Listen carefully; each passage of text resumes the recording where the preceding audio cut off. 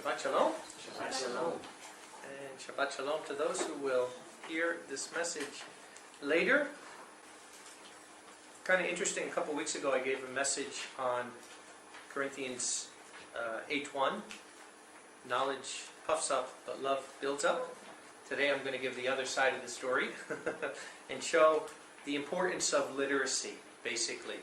And the message is called The Word of Yahweh in Mount Sinai, or the progression of language in Mount Sinai. And although, of course, love is the most important ingredient in anything in life because it's Yahweh's character, I really want to show, though, with the progression of language, and particularly with the Ten Commandments, the importance also of literacy, though.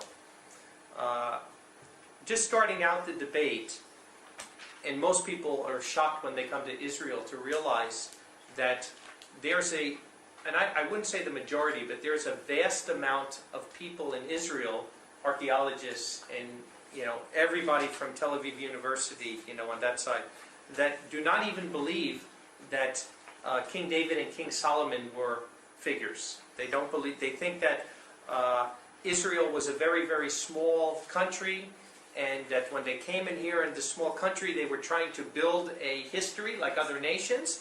And then they created this fantastic character of King David fighting this big Goliath and Solomon and whatnot. And today it still goes on. This debate has been going on for many, many years. And today it goes on and continues. There is some legitimacy to the debate, because when you're looking at Solomon being the greatest king that ever lived, right, and having this great empire, there's never been anything found with Solomon's name outside the Bible. There's never been anything found deporting, this great kingdom that Solomon has had. Now, on the other end, and this is what I'd like to show when I show the progression of language, when King Solomon was around, writing was not normal. It's almost like somebody saying, well, I don't believe that there's a New Testament because I don't find any Bibles like this that go back to the 2nd century. Well, the printing press only started with Gutenberg in 1450 or somewhere around there. And that's why today everybody has a Bible in their hand, or we want it. So remember, in ancient times, writing is extremely rare. We don't find writing. And that's why when people say about the book of Enoch, how could there be a book of Enoch? Look in Genesis, how old Enoch is. There's no writing then. There's no writing. There's no alphabet. There's not even hieroglyphics back then. We don't see Adam and Eve's carving somewhere in a wall, down near the Gihon Spring. It wasn't realistic. So the debate that went on here in Israel with King David, really, and like I said, it goes on today, but it changed a little bit in the 1990s because of this first slide I want to show. The Bet David stone in Tel Dan. So everybody's been up there to Tel Dan, and they have the great big city walls and the gates up there. And when they were digging there back in the mid-1990s, and a student happened to overturn one of the rocks that was in the ground, and what does he find? He finds this stone. You can see it's ancient Paleo-Hebrew writing, and as he finds the stone, there's two of them that go in together.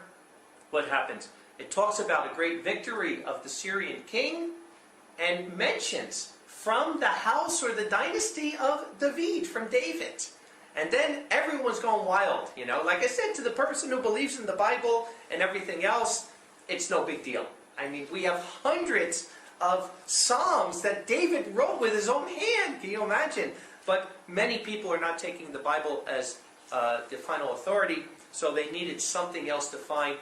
And this stone that they found really, really made a big difference. But remember, without literacy, without an alphabet, you couldn't have written this. So this couldn't have been written if David lived in, let's say, the 3rd millennial BC, because there was no alphabet at that time. So just this alone should show us the importance of literacy. And I'll read you what literacy is, according to definition. Literacy is defined as the ability to read and use written information and to write appropriately in a range of contexts. It is used to develop knowledge and understanding, to achieve a personal growth, and to function efficiently in society. So basically, it's the ability to write and to read and to gain knowledge. That's what literacy is for. So without literacy, we wouldn't have had this.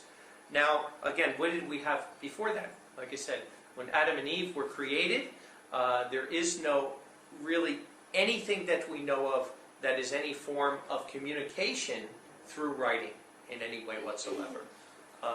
We have going back to the 3rd millennial BC, and maybe even the 4th millennial BC, we start to have something called cuneiform writing by the Akkadians, also the Sumerians, and then eventually the Egyptians. So this is going back now into the 4th millennial BC, like 3500 BC, that we're having this.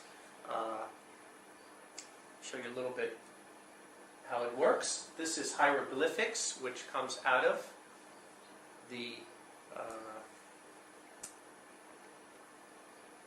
writing. You know, like I said, you have the pictograph that starts with pictures, so that's the original things. And again, very different from an alphabet, though, where people are taking a picture of something and putting pictures together and starting to come up with different writing, and that's how you get hieroglyphic, you get cuneiform. That's the same thing. I'll show you another slide here. This is Egyptian cuneiform writing, the same kind of thing as you're having pictures that are putting together. In some ancient writing, as they start to understand what the words mean, and then you get different, something like the Rosetta Stone, where you have it in 3 different languages, it really helps to understand it, because now you're seeing the symbol that we know what this means in Egypt, and now we're seeing it in Assyrian, so now we're understanding what Assyria is. So these are all things, as far as deciphering language, they're important, but still very different than an alphabet. Because with this, there's nothing of phonetic significance whatsoever. So you're taking a picture of, like we said, an ancient Paleo-Hebrew, right? You take a picture of an ox, which became the Aleph. You take a picture of a house, and then you put the ox and the house together. The ox means strength. The house, is family. So in Hebrew, the Aleph and the Bet, which comes from the word of Abba, the Abba is the strength of the family. But as far as phonetics, there's no way of knowing. And if you just think of a little bit of let's say, a modern day hieroglyphic, you could say numbers, right?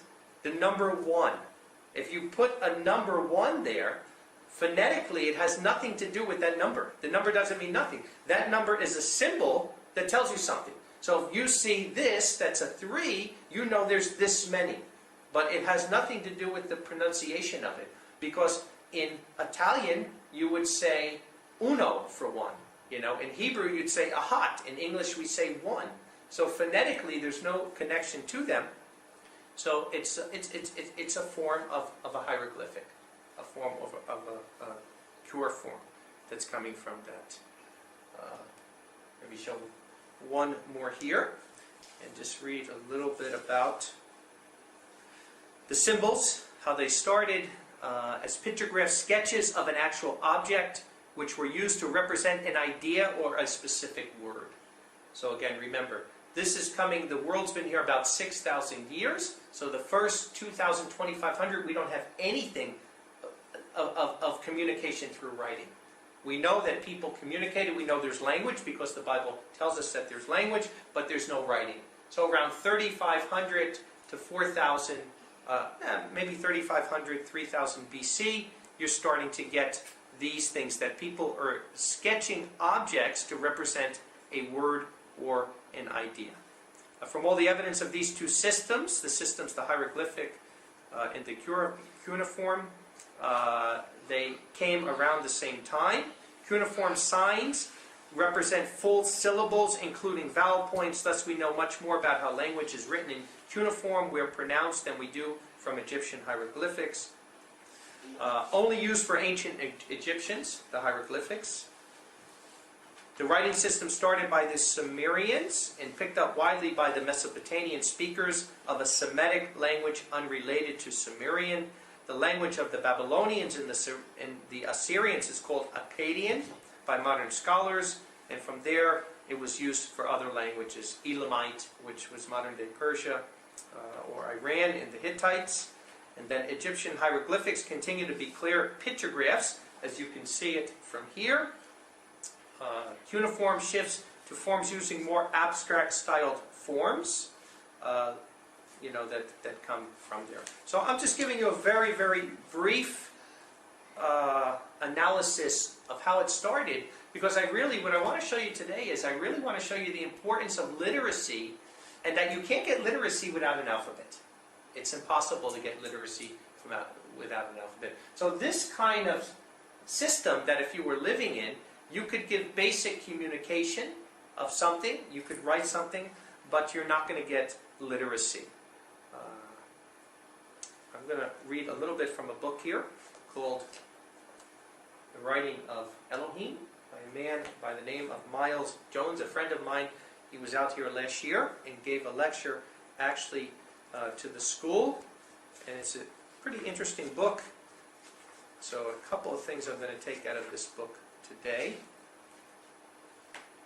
And from here, remember, everything is being written on stone mostly, and then Egypt is the first one to go to papyrus. And he says, the stalks of the papyrus plant were split lengthwise and then flattened, layered, pounded in bleach. Parchment was made by stretching and scraping hides of animals until they were supple enough to write upon. Both papyrus and parchment were expensive and usually in short supply. So you could see kind of the progression that's happening now, that originally there's nothing, and then after that you're going to just basic symbols of whatever, of an animal, of something putting together to make an expression. And then from here we're going to hieroglyphics, where they're making them actually into words and syllables and stories, and now you're actually getting it not on stone, but you're starting to put it on papyrus and these kind of things. Like he said, only educated people wrote, very little supply, and knowing how to write. So in these days, literacy was power. And that's why you can see today places like North Korea, right? And even China, they don't want anybody on the internet. They don't want anybody reading. Like in North Korea, most books are illegal. You can't have books because literacy is power. Because once you start to read and understand, what does it do? It opens up your whole world to something different. The same way all of us, right? All of us grew up in countries that were first world countries where there wasn't dictatorship. And we had the ability, right, to go out and read what we wanted and do whatever. And yet, I believe every one of us here grew up or was born basically into false religion. And how did we come out of it? Through literacy. If you didn't know how to write and you didn't know how to read, chances are you may still be sitting, in a Catholic church or another church somewhere. So I want to really show that, because I'm going to show the contrast of Yahweh's truth to paganism, and show that literacy really is the most important thing to keep you out of paganism and to help you from paganism. This is the ancient Hebrew letters, so we know that the Paleo-Hebrew came away the same way. Started out as a pictograph language, and then it changes over into the language. But like we said, in ancient times, only the most educated. And isn't it interesting that here is Moses? When Moses is born, what happens? He's born, he's a Hebrew, but he's not born as a Hebrew. And I don't know if you ever thought about it, but it's a good thing to think. Why would Yahweh have him be born in Pharaoh's court and come up as the Pharaoh and the Prince of Egypt and all these other things? And as you start to see this sermon here, you'll start to see a lot of it was because of literacy. He needed someone who was literate to take the Israelites out of Egypt, because there's going to be a gigantic changeover when we get to Mount Sinai that happens over here. So Moses definitely was literate. He was educated in Pharaoh's court. He probably spoke more than one language, and it helped to a certain degree. This is another progression of the pictograph language from Israel. So we could see this right here. I'm going to go to Exodus 17 in verse 14. So this is before the Israelites are just coming out of Egypt. They don't even get to Mount Sinai.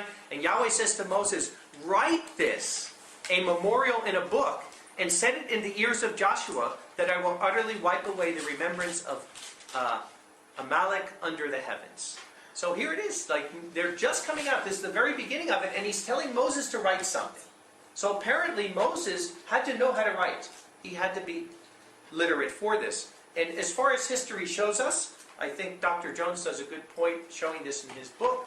Up to this point, there still was no alphabet. If you look at the time that the Israelites are coming out in the 15th century BC, there's not an alphabet to this point.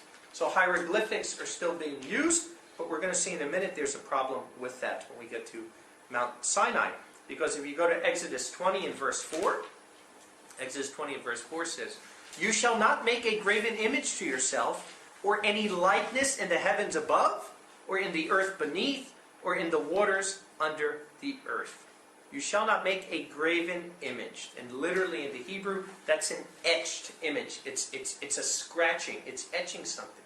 So now, they get to Mount Sinai, right? Yahweh's got to give them these 10 commandments. And what's the alphabet they have? They have the alphabet like this, with all kinds of animals. So he's going to tell them, you're not to do this, by giving them the commandments that have this. So there's a problem here. And that's what Dr. Jones puts in his book, making, I think, a very good case that Yahweh was literally the one who wrote the first alphabet. There's no other reasoning for it. There's no other, and when we see the Phoenician and we see the other alphabets came from this alphabet, we see why Yahweh had to do it. Because the second commandment literally says you're not to make an etched image. You're not to make an etched image. Leviticus 26 and verse 1 says, "You shall not make idols to yourself, and you shall not set up for yourself graven images." So there are two different things. One is an idol, which is like the golden calf, as we're going to see. But then the other thing are etched images. It's carvings into rock or carvings into something else. Or a memorial pillar. "You shall not place any stone image in your land to bow yourselves to it. I am Yahweh, your Elohim." So this is what he's talking about. These are the Apis bulls of Egypt. And the Apis bulls of Egypt were what? They were used as worship. They were looked at as deities, right? And some of these bulls were part of the hieroglyphics that they had in that day.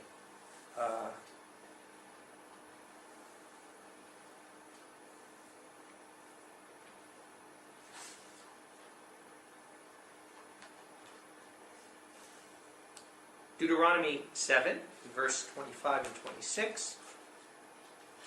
He says, "You shall burn the carved images of your Elohim with fire, and you shall not lust after the silver and gold on them, nor shall you take it to yourself, that you not be snared in it, for it is an abomination to Yahweh. And you shall not bring an abomination into your house, that you not be a cursed thing like it.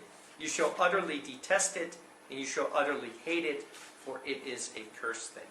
So he says, you shall burn the carved images of their Elohim with fire. You're not to lust after it or make anything that's like it.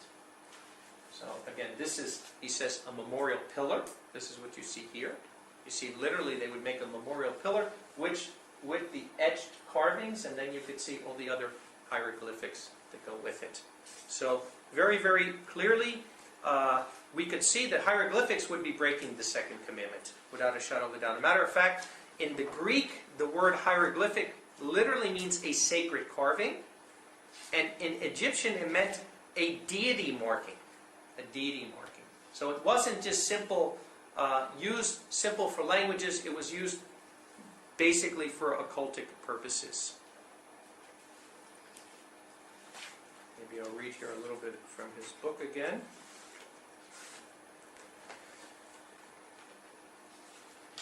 He says, "Standing images or statues like the golden calf were distinguished from graven images etched into smooth stone, even though both were abominations. No idols nor graven image, neither rear you up a standing image," what I just read from Leviticus 26. Graven images refer specifically to hieroglyphics. The Greek word, like I said, meant sacred carving. The Egyptian word meant God markings, or deity markings. Hieroglyphics were icons of idolatry. A graven image was such an abomination to Yahweh that he commanded, "Thou shalt utterly detest it, and thou shalt utterly abhor it, for it is a cursed thing. The writing of Elohim therefore could not have been pictographed. Pictographs would have violated Yahweh's absolute prohibition against the worship of idols and the makings of graven images. Therefore, the writing of the Hebrew Torah, the first books of the Bible, was the first step away from pictograph writing to an alphabetic symbols. So this is the reason why Yahweh would have had to write it this way. Maybe another reason why Moses was up there 40 days, learning the alphabet that he had to get from it. But certainly, this is what would have happened. We go to Exodus 32. Exodus 32.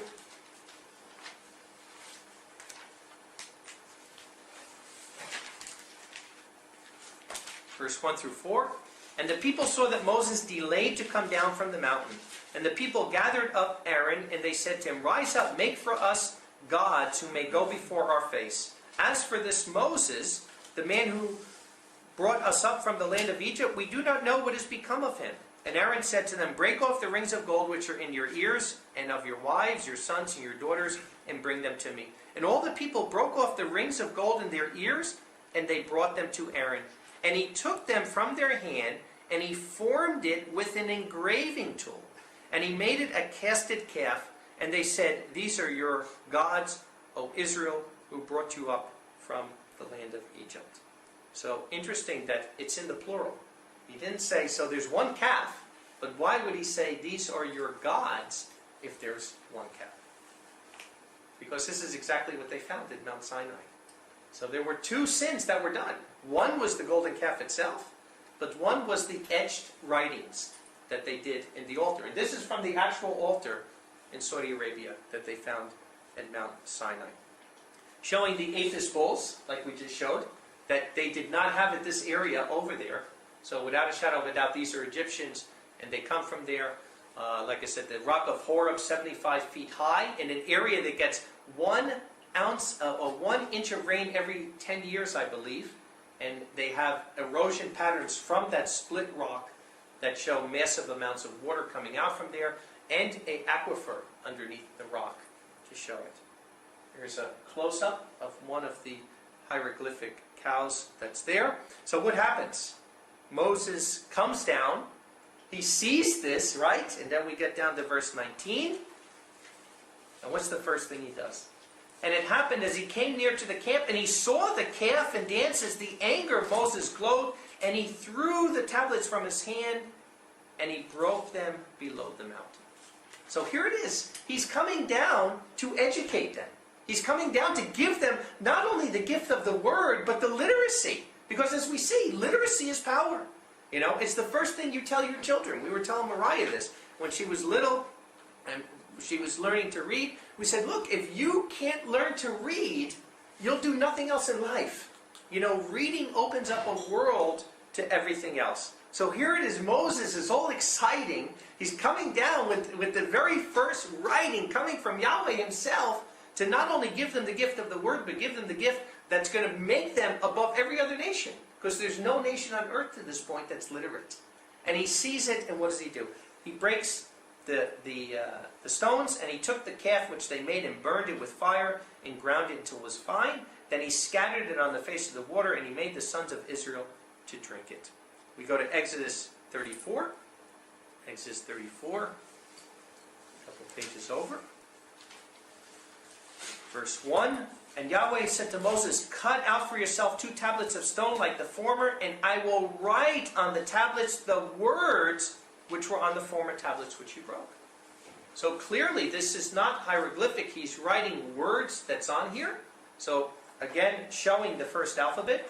Verse 4, And he cut out 2 tablets of stone like the former. And Moses rose early in the morning and went up to Mount Sinai as Yahweh had commanded him. And he took in his hand the 2 tablets of stone. And Yahweh came down in the cloud, and he placed himself there with him. And he called on the name of Yahweh. So we see this is the Talmudic alphabet. They have more than 1,000 writings that they found near Mount Sinai from this alphabet. It's the precursor to Paleo-Hebrew. And very similar, but a little different. But this is the alphabet that would have been used to write the original commandments on. That's just a replica of the Ten Commandments. If we go to Exodus 24,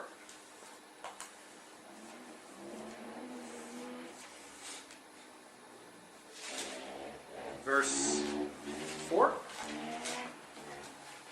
And Moses wrote all the words of Yahweh. And he rose early in the morning and built an altar below the mountain and 12 memorial pillars for the 12 tribes of Israel. Now it's really interesting because here it is, the very altar that he's talking about that Moses built was the ones that they etched the cows on. So you can see how angry he was because he builds the altar. They find the memorial pillars that are still there too, at least pieces of it. But he wrote the words of Yahweh that are there, verse 7. And he took the book of the covenant and he read in the ears of the people. And they said, we will do all that Yahweh spoke. So again, Moses is writing, Moses is reading. He's reading from the book of the covenant. Verse 12 here. And Yahweh said to Moses, come up to me to the mountain and be there, and I will give to you the tablets of stone and the Torah and the commandments which I have written to teach them. So why is he's giving? He's giving and he's writing them to teach them. Because you need writing to learn. Literacy. It's so simple when you think about it. Exodus 31 in verse 18. Exodus 31 in verse 18. And you know, it's interesting when you look today, you look, if you think that this is not powerful, the New World Order knows how the lack of literacy holds people back. Because just look today. Africa lacks nothing when it comes to minerals and growing and everything compared to, let's say, America or Great Britain.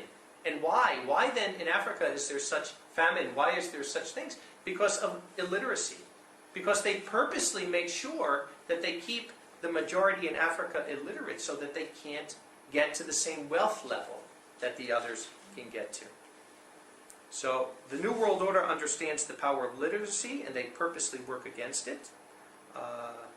Exodus 31 and verse 18.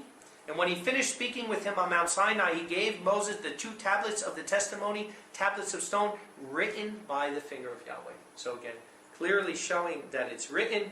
Exodus 32, verse 15. Exodus 32 and verse 15. And Moses turned and went down from the mountain, and the 2 tablets of the testimony in his hand, tablets written on their 2 sides. On this and on that side they were written. And the tablets were the work of Elohim, and the writing was the writing of Elohim. It was engraved on the tablets. So clearly, amazing, we see the very first time in human history that we have recorded that the writing coming directly from Yahweh, which is just amazing to think about. Deuteronomy 28 and verse 13.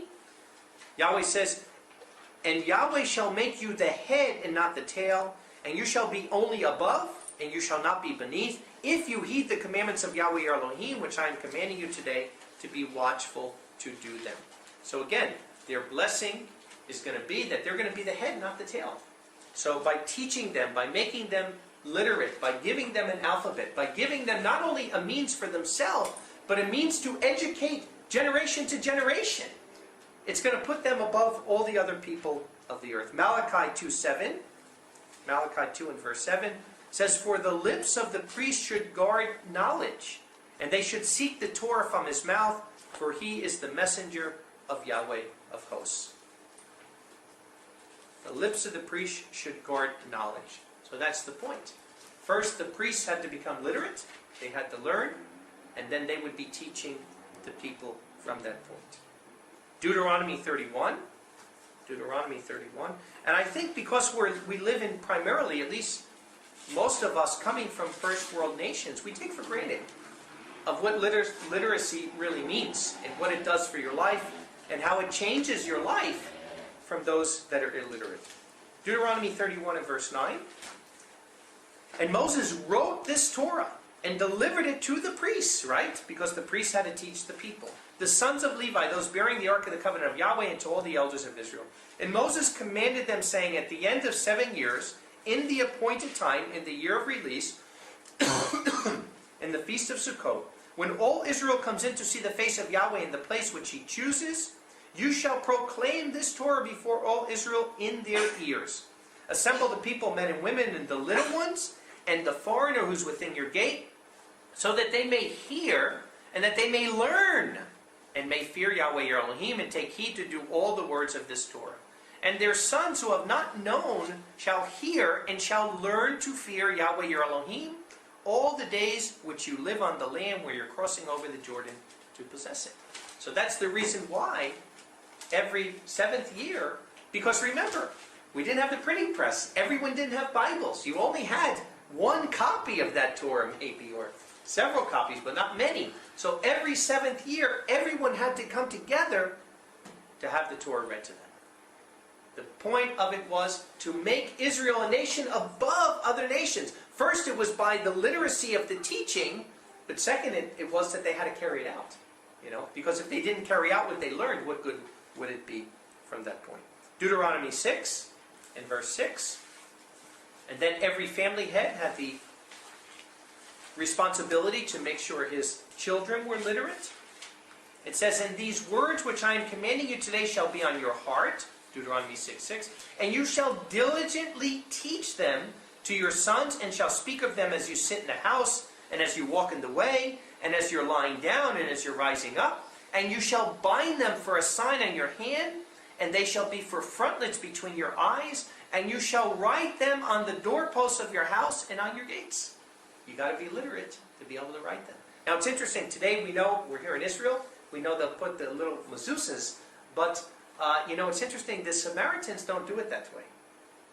Samaritans do it like this, they literally write it out. Because when it says, put it on your doorpost, the lintel is also the doorpost, and many people believe that literally it was putting it across your door, that when people come in, they know, hey, these people are Yahweh people, these people are Torah people. They know how to do it, more than putting just a little tiny symbolism on the door that comes there. But we see, you had to be literate to know how to write. And of course, it also had to be on your heart and teach them to your children. So another thing, just coming here to Israel, finding something like Gilgal, right? In a million years, nobody would have ever thought that Gilgal was made in the shape of a sandal. Even though they said for thousands of years, Aliyah L'Regel, we're going by foot. And yet Aliyah L'Regel literally means going to the foot. But it shows you the mentality, the people that were illiterate, that were coming from that such a basic mindset. And Yahweh says every place that your foot goes is yours. They're making this worship in a big foot, because that's the simple mindset. Now again, as hundreds of years go by and the people are no longer illiterate, they still understand the concept of Gilgal, but they're not thinking the same way. So literacy will change the way you think. It will make you understand the word of Yahweh in a much greater way.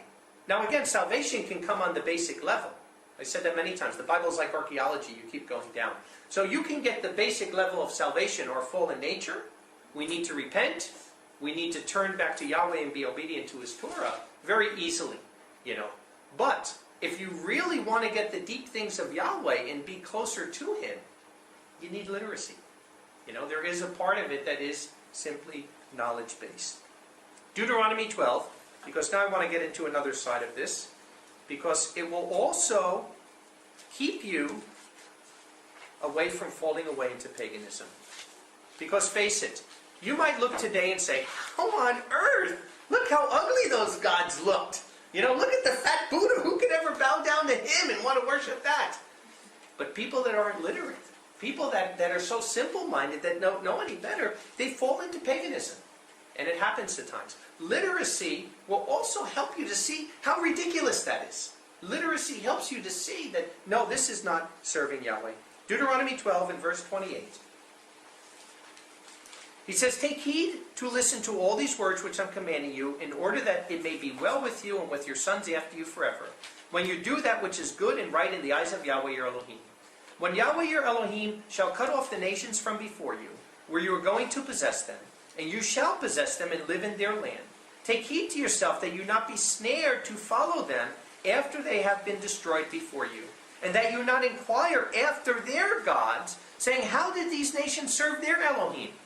And I shall do even I. You shall not do so to Yahweh your Elohim, for everything hateful to Yahweh which He detests, they've done to their gods. For they have even burned their sons and their daughters in the fire to their gods, which was very common in ancient times. All the things which I command you, take heed to do them, and you shall not add to it, and you shall not take away from it. So literally, by being literate, it would help them to have knowledge to stay away from paganism. Because remember, Exodus 32 and verse 5, and Aaron saw, and he built an altar before it, and Aaron called and said, a feast to Yahweh tomorrow. So when they built the golden calf, they were calling the golden calf Yahweh. They were literally, they didn't know any better because of their simple-minded in their illiteracy, that they're calling the golden calf Yahweh. Literacy gives power and knowledge not to be deceived. Again, you have free will, you have to use it, but it gives you the knowledge not to be deceived. So there's an image of the golden calf that they would have had back then. Isaiah 42:8, Yahweh says, I am Yahweh, that is my name. I will not give my glory to graven images. So for us it seems pretty simple. Why? Because we have understanding. Because we have understanding.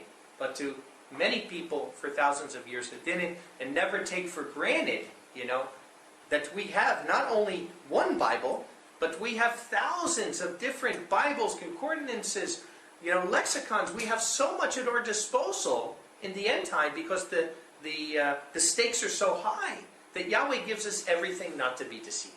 But we just as easily could have lived 4,000 years ago where we didn't know any better.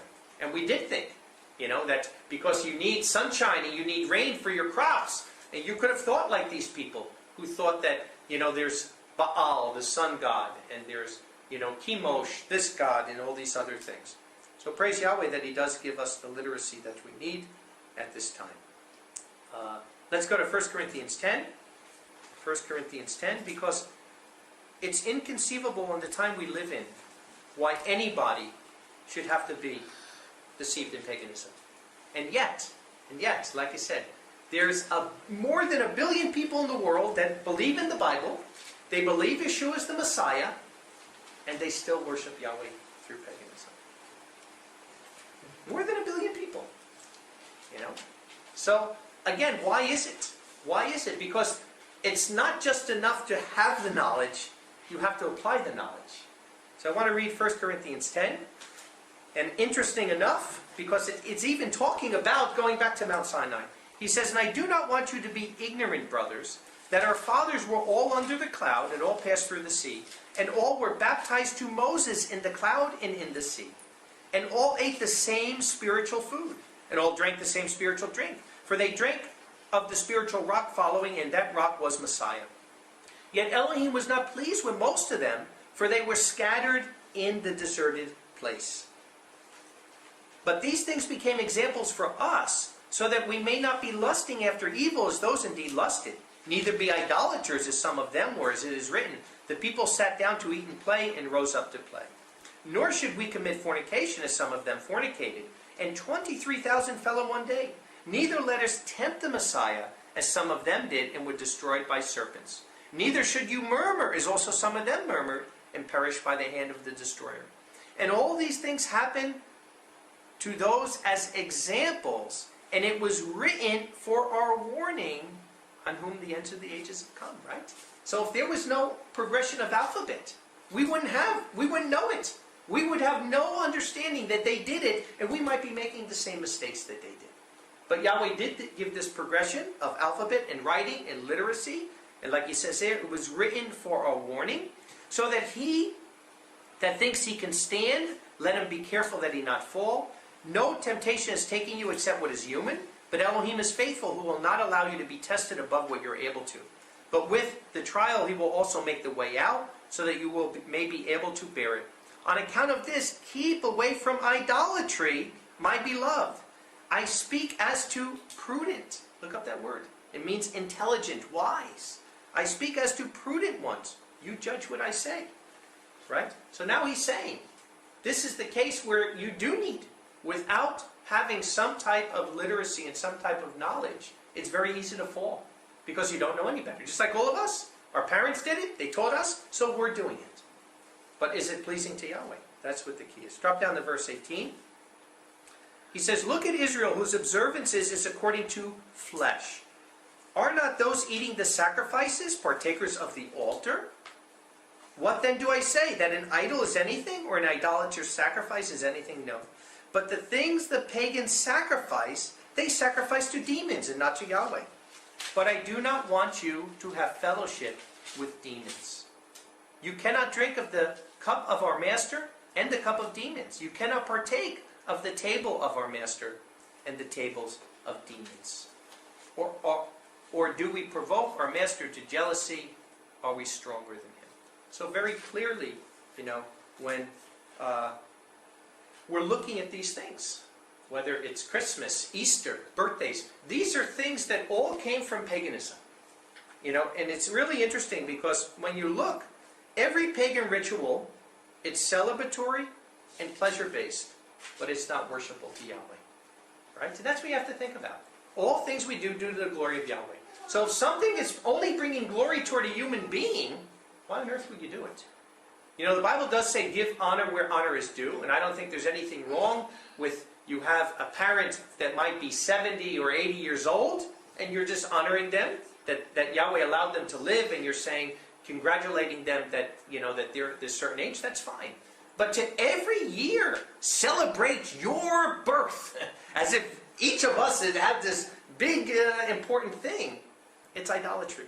And it's against the word of Yahweh. And you could look from the earliest writings from the 2nd century, it says the early believers despised birthdays, because birthdays were only celebrated by kings. And like I said, all you have to do is, right? We're literate now, we're educated. Let's look at it on an educated level.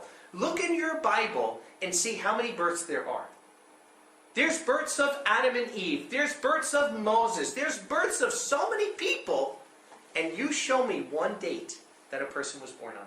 Even Yeshua the Messiah. We have a chapter on his birth. Never telling you the date. Why? Pretty simple is the answer. Because Yahweh doesn't want us to celebrate. He doesn't want us to celebrate anybody's birth. The Bible says the day of your death is better than the day of your birth.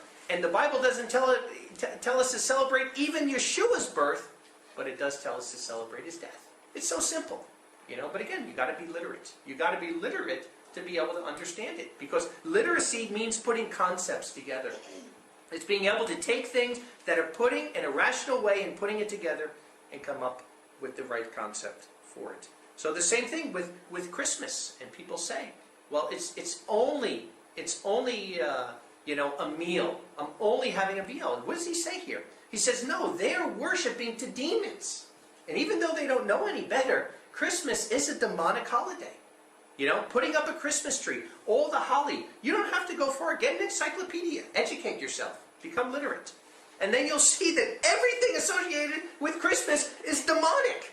So why would I want to go and eat with them when the Bible says you cannot partake at the table of Yahweh, which means taking that Passover every year, which we know how serious it is, and partake at the table of demons?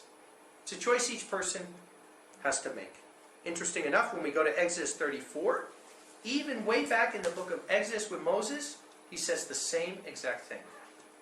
Exodus 34 in verse 14. Just like we said, pagan rituals are celebratory, they're pleasure-based, but they're certainly not worshipful. Exodus 34 and verse 14. It says, for you shall not bow down to another Elohim, for Yahweh, whose name is jealous, he is a jealous Elohim.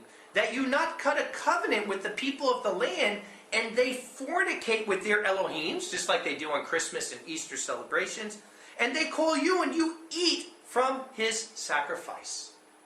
Sure, they may say it's only a dinner, but why are they eating that dinner on that day? They're doing it because they are worshiping that pagan whatever, Christmas, Easter, whatever you want to call it. They're worshiping that. But we know better. We're literate. We have a gift from Yahweh. We have the word. He's risen us above this, that we don't have to fall into paganism because of it. But again, he also gave us, because he loves us, free choice, and we have to make the choice. And he says, and you shall take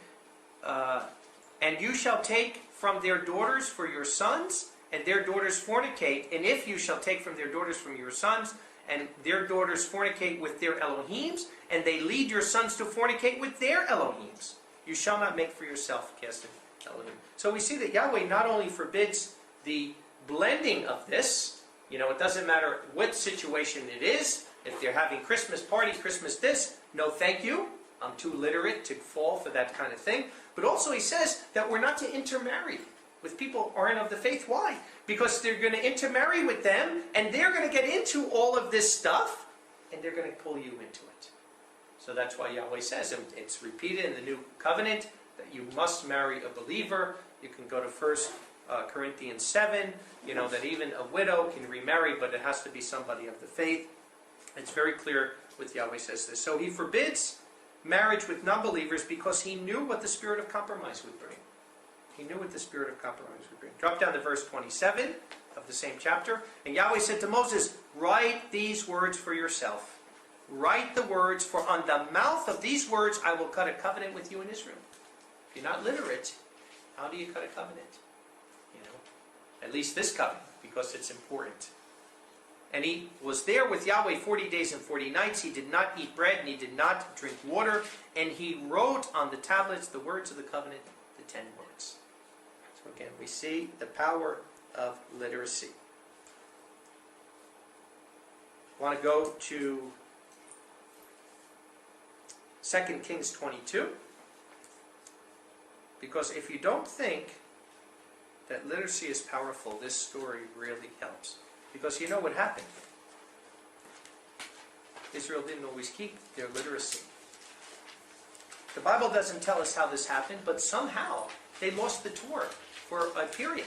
They lost the Torah, and what happened as soon as they lost the Torah? They got into all kinds of pagan worship. Not because they were sinister and evil, although our human nature is evil, we know that. But they they went into paganism because we're creatures of habit. They didn't know any better, They went back to what they didn't know. So in 2 Kings, verse 22, I'm going to jump around a little bit. I'm going to start in verse 8. It says, And Hilkiah the high priest said to Shaphan the scribe, I have found the book of the Torah in the house of Yahweh. And Hilkiah gave this book to Shaphan, and he read it. So what happened? The house of Yahweh needed repair.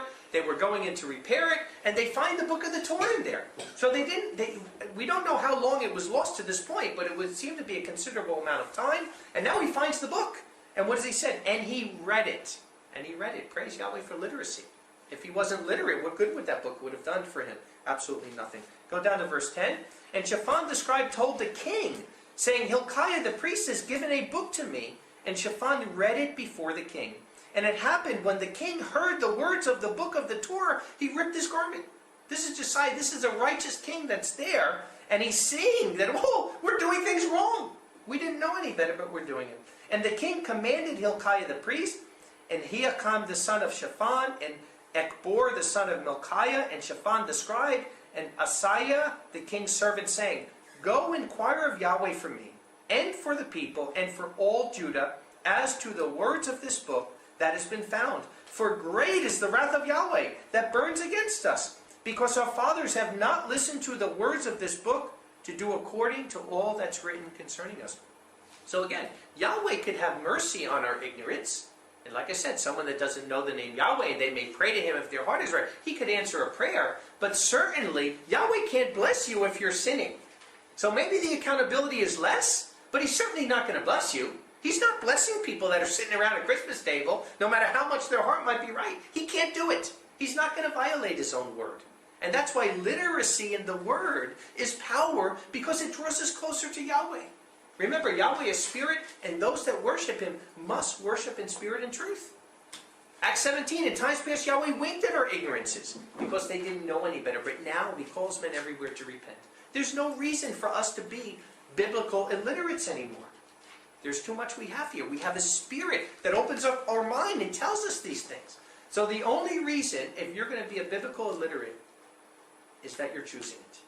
You're choosing it for yourself. Drop down to verse 15.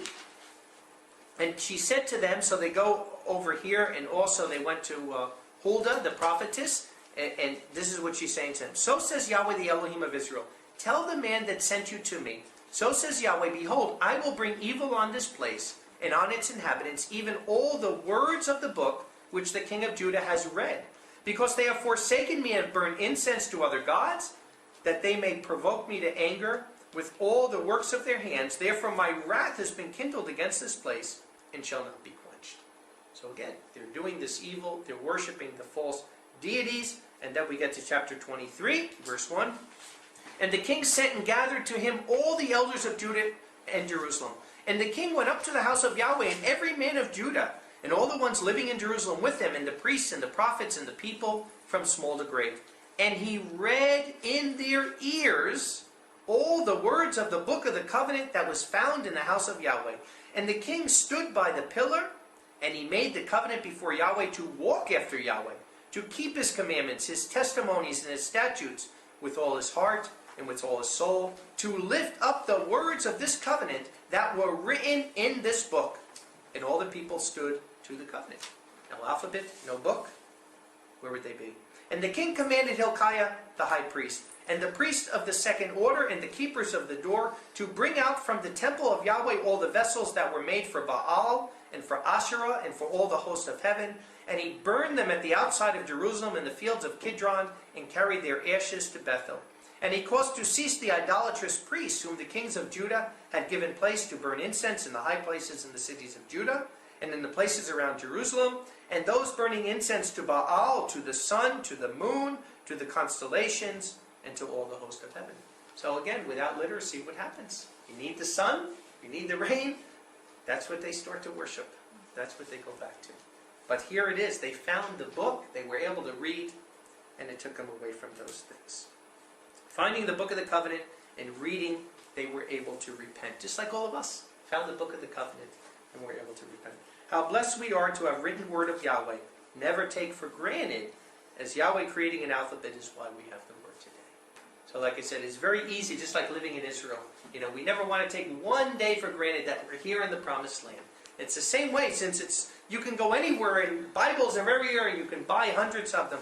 Never take for granted the blessing that Yahweh gives us through this word. Remember, to much is given, much is expected. The more is given, the more is required. So he's given us such a great gift to have not only literacy, but have his Spirit open up our mind to the truth of that. Just want to have not too much left, but I also want to tie it in a little bit to the New Testament. Because again, without the Tanakh, there wouldn't be a Brit Hadashah. So let's go to 2 Timothy 4. Talked about this many times. We have some lessons online about this. The early believers believed that there was a 40-year period from Yeshua's death in 30 AD to 70 AD, that Yeshua would return by 70 AD, and when Yeshua did not return by 70 AD, actually it was several years before that, by about 67, they knew things weren't coming about. There was a great falling away that happened. Many people went into the Great Revolt against the Romans. And it was really a bad time for believers. It was real disarray, many people being killed and martyred and whatnot. But when Peter and the Apostle Peter and the Apostle Paul realized Yeshua would not be returning by 70 AD, they got together in Rome and they put together the books that we know today as the New Testament. There's a scripture here I'm going to read you in 2 Timothy that's a prelude to this. And it starts in 2 Timothy 4. Paul says, I solemnly charge you before Yahweh and the Master Yeshua Messiah, he being about to judge the living and the dead at his appearance in his kingdom. Preach the word. Stand by it in season and out of season. Convict, warn, encourage with all patience and with teaching. Again, literacy. For a time will come when they will not endure sound doctrine, but according to their own lust they will add to themselves extra teachers according to their own desires. And they will turn away their ears from the truth and will be turned aside to fables. We see a lot of that happening today, but again, not because it has to be. The truth is there, but Paul is saying there's a time coming where it's going to be really bad. And then really interesting, drop down to verse 9. He says, make every effort to come to me soon. He knew he was going to be beheaded, and he was very shortly after this.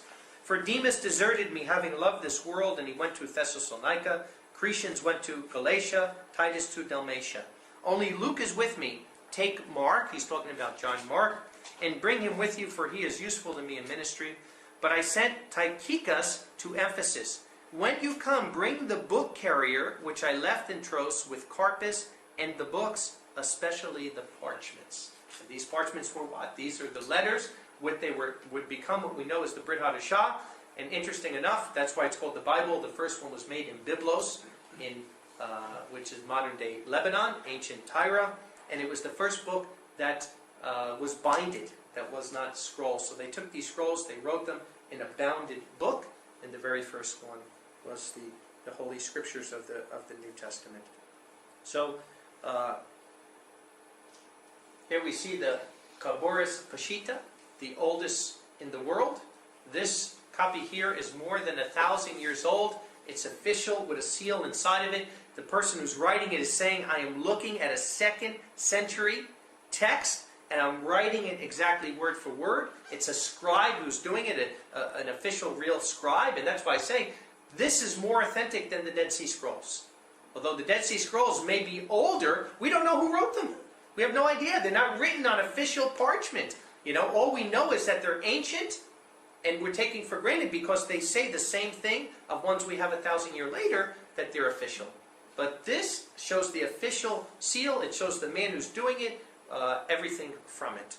So we have here the oldest New Testament writing going back to the 2nd century. Interesting also when you look at Revelation 3 and verse 8. Revelation 3 and verse 8. Yahweh says, I know your works. Behold, I have given a door being opened before you that no one can shut, for you have a little strength and have kept my word. He puts this open door, and it's interesting in the historical part of the Philadelphia era that starts in 1620.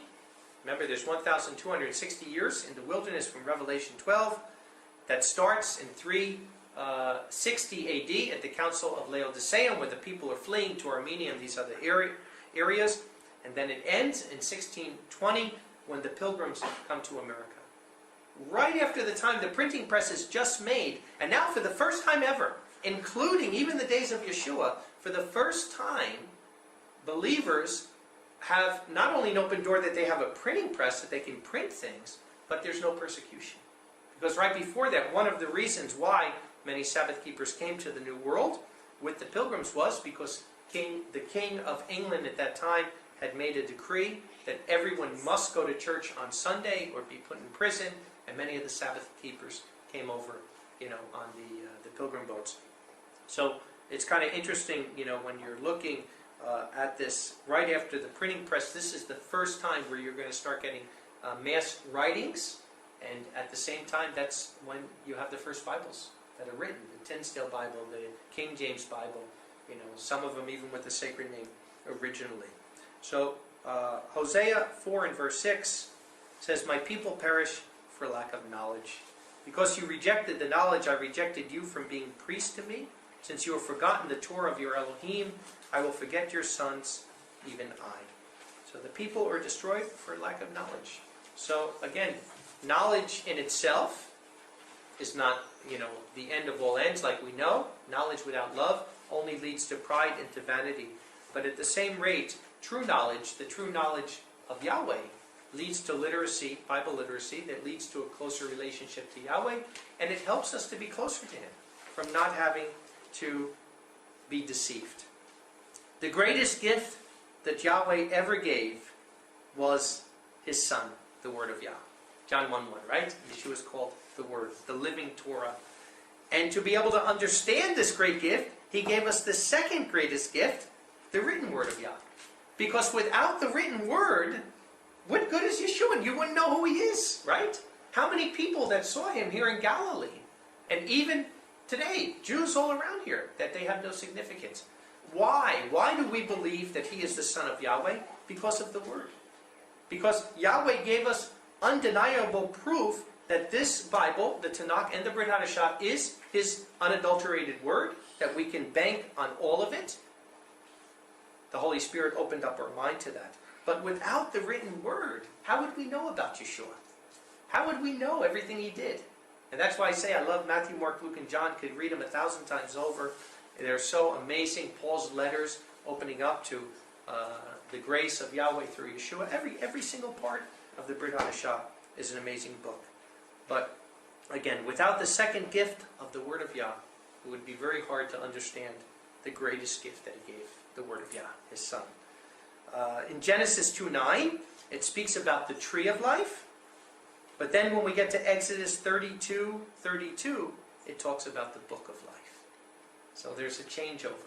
Because in Genesis, you didn't need any book, right? You didn't need the literacy, because you basically, it was a perfect environment there. But when mankind rejected Yahweh's perfect environment, and now we're living in an environment of Satan, you better believe you need literacy. You need literacy first, regular literacy to be able to read and write, and then of course you need Bible literacy through the Holy Spirit to be able to interpret. But again, Genesis talks about the tree of life, Exodus talks about the book of life. Literacy for Israelites was not only to make them more educated than the neighbors around them, but to educate them in the proper worship and love of Yahweh and love toward our fellow man. So it's not about having more knowledge base than other people. But again, if you look out there, if you look even Catholicism, some Catholics are the most loving, caring people you'll ever meet in your life. But they're still bowing down to statues. They're still lighting candles to statues because they're Bible illiterates. They don't know any better. They're worshiping Mary, who's a pagan goddess, right? Is Ishtar. It's not Miriam, the mother of Yeshua. It's the Ishtar. And they don't know any better because they're not literate. So, Bible literacy teaches us how to worship Yahweh. And because He is Yahweh and He will not give His glory to graven images, you better believe it's important. Because it might not be the same accountability against you than somebody that knows. There's still accountability. Because like we see, he who knew to do better and didn't will get many stripes. He who didn't know still gets stripes. Maybe not as many, but they're still getting stripes. And Yahweh cannot go against His own word. So again, being Bible literate, it helps you to properly worship Him. And greater than that, by worship, that means you're having a great relationship with Him. Because you can only build a relationship with Him through truth. The same way human relationships are not built through lies and error, they're built through truth. So, education was not given in literacy just to make them more educated than their neighbors, but to help them with proper worship and love of Yahweh and their fellow man. In Daniel 12:4, it talks about in the end time, knowledge being increased. And like he said, we don't want to take for granted because both knowledges. You have worldly knowledge and you have Yahweh's knowledge. And with knowledge being increased, it also says in Revelation 12:9 that Satan has deceived the whole world. So Satan is much smarter than we are, and unfortunately much more literate than we are. But he's not literate in the word of Yahweh. And that's why when we surrender to Yahweh in His Spirit, then Yahweh can make us properly literate in the things that we need to do. But today here we have, like I said, we have concordances, we have lexicons, we have all kinds of study aids and Bible translations. And we should never take it for granted because we're the only generation that's ever had all these things and we need to use them. And above all that, the fact, at least for us English speakers, maybe in other languages like Hebrew and Aramaic, they never lost the original scriptures. But at least in English, I believe, we also have the closest Bible translation to the original Hebrew and Aramaic that we've ever had, that's ever been done. So we want to make sure that we're thanking Yahweh for that and we're not taking it for granted and that we're using it every day, we're reading it every day, and we're growing in our literacy to grow in our relationship with Him. But again, because we have to choose the truth, we have to make sure that we're surrendering ourself and our pride and our self-will to Yahweh, and we're choosing His truth. So how important is the written word of Yahweh? It's life-giving and it's life-saving. Yahweh bless. Shabbat shalom.